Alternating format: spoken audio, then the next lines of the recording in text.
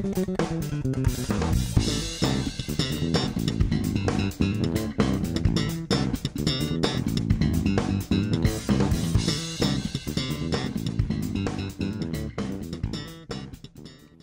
Beasley here, New York Bassworks, sitting with Dave Segal, owner, founder, builder, player, friend. And we're going to ask Dave today, why reference series? Okay, the reference series started with the fact that I have a collection of old vintage basses, all Fenders, that we started calling the reference collection. Reference meaning it's where I get all my ideas from. Tone-wise, feel-wise, some of the visual of the instrument, some of the visual design of the instrument comes from it too.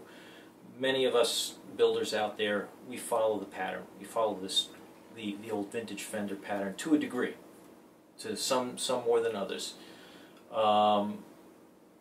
All of those basses, ranging from 1960 to about 1978, all in all, I think I have about 14 of them. They are my wheel, that's my rock, it's what I go to. I always refer to those basses, reference series. I refer to them, I go back to them, I listen. The 64, there's a 64 and a 63 that were my main axes back in the early 80s. Starting from about 1980 all the way to present, that's where I really started working a lot. I worked in the 70s quite a bit too, but in the 80s I was working so full-time at it, I was constantly playing. And those two basses really took me everywhere. The studio, live, 6-7 nights a week, on the road, everything you can imagine. It was the universal instrument, not discounting P basses because my first bass was a 73 P bass, which I bought brand new in 73. But those old vintage jazz basses were my inspiration. It was my tools, my working tools. They were my buddies. So it took me through life. And over time, other basses became part of that collection. Not necessarily that I used them back then, but I obtained them along the way, either through just purchases or trades or whatever. You know, and I ended up with quite a bit of them. Now, what are some of the attributes of the basses that are in your reference collection? How did you incorporate those into this new line of instruments? Okay, well, it's obviously the vintage platform. It's very familiar in many ways, and in some ways unfamiliar. But tone and feel foremost. Tone and feel. The best when I try to imagine the actual feeling that I get from playing an instrument. I think people all know this, and it's every instrument on every level. You could relate this to a car, a motorcycle, a human being. When you're around it and when you're involved in it, there's a certain visceral feeling. There's a certain, I guess, an endorphin that just shoots through your body where you go, oh yeah, this is it, or oh yeah, or this is it, you know, or this is it, you know, depending on what your love is, you know. Right. And it's elusive. Sometimes you actually have the instrument and you go, what is it? Why? Why is it that it makes this sound? Why is it that it feels like this when you play it? Why is it when I get to my gig and I plug in, I start playing, I go, yeah, this is great.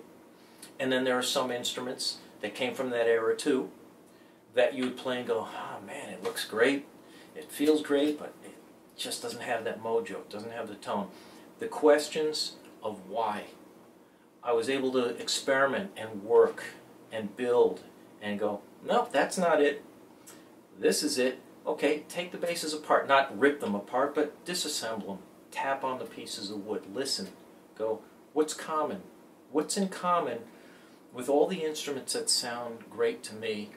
And what's in common with all the instruments that don't sound great or feel great to me or respond well to me? So without going through a laundry list of all those elements, I let those elements become part of me as I'm building a bass, as I'm playing a bass. When I'm on a gig and I'm playing a bass, and sorry that I should say this, but sometimes I'm playing it in the middle of a song, instead of thinking about the tune I'm playing, I go on remote pilot, I go on remote control, and I'm saying, yeah, what can I be doing different here?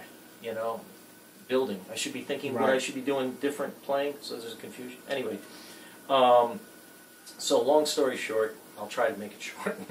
The reference series is taking reference of all the great basses, all those real perfect instruments that just excite me, you know, and get my juices going when I'm playing, and incorporating them into the design of my basses, and trying to make that as consistent as possible. And we've achieved it here with the reference series. Really have. This is it. This is what I've been wanting to build since 1986.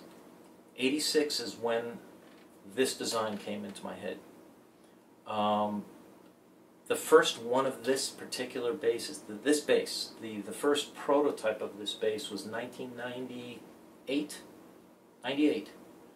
And great bassist Gary Foote still plays that bass. He has that bass, and it's his main axe. That was a studio series. And at that time, everybody was saying, well, why are you building these things? Why aren't you doing something else? And you know, I went, and I've gone in many directions, and there's a lot of different types of instruments that I build. But this was the bass I wanted for myself. I wanted my jazz bass, but I wanted it in a 5, and I wanted it to be perfect, and I wanted to be able to present that, what I believe is the perfect jazz bass to others consistently. Not just like, oh, random, this one sounds good, this one doesn't sound good. I want them all to have that magic, that instant response, that tone, that punch. You know, that you know, there has to be a delicate balance between response, tone, evenness all through the fingerboard, across the strings. And that's what the reference series to me represents. Now, with this bass, the reference series bass, I know how, you know, famously, you know, toneful your instruments are. Talk to me about ergonomics. Okay, this goes back, and again, I tend to go on, but I'm going to try to keep this short. All right, the first thing I did when I built the first time I tried to build a bass that was my own design, I said, okay, I'm not building a Fender, so what am I doing? What do I need to do? Well, what bothered me about, and believe me, Fenders are very well balanced instruments, but I like more balance. I wanted more balance. So I said, what can I do to get it so when I'm standing and playing, the bass balances more. It doesn't have the neck dive. Right. So the first thing I did, and this goes back to 1977. Yeah, I think about 1977, 78. I extended the horn, the upper horn. And what that does, by extending the horn, it changes the fulcrum, right, the balance point. And I found that, oh yeah, you know, rather than just putting a lot of weight on the body to try to balance it here, change the balancing point. And now the same, it was at that time a 34 scale bass, 4-string, but just that little bit, put it on a strap, and I was going, I could let go of the bass and it stayed right there. That was the first ergonomic point that I changed. The second ergonomic point was that when I sit down and play, I like the bass to sit the same place as when I'm standing. So I needed the lower part of the body to sit up a little higher, and this came later on. And you can see that the lower part of the body comes down a little more. Right. There's a little more here to sit up, and then the point where the lower horn is. Look. Voila.